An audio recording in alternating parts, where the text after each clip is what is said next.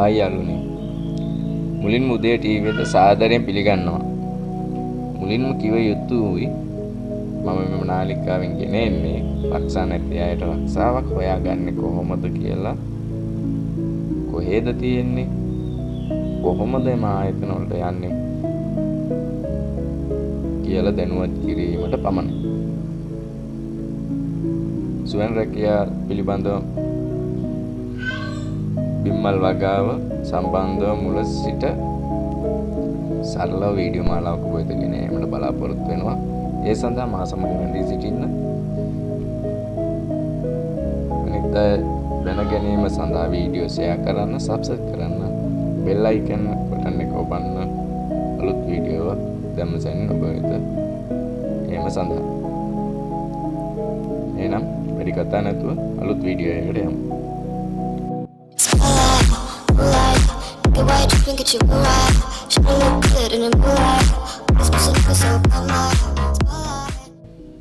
කිව්වා වගේම ඔබ වෙනුවෙන් සැටලින් වැඩ කාර්මිකයන් වෙනුවෙන් වීඩියෝ එකක් ගේනවා කිව්වනේ.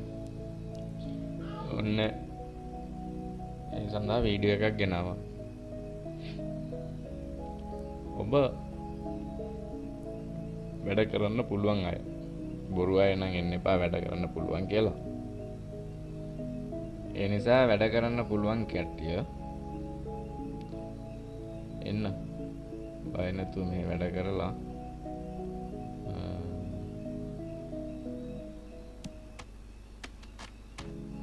පේනවනේ වැඩ කරන විදිය.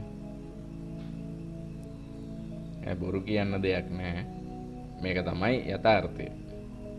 මාලේ වැඩට ආවම කාපෙන්ඩ කට්ටියට මූණ දෙන්න තියෙන දේ. පේනවනේ.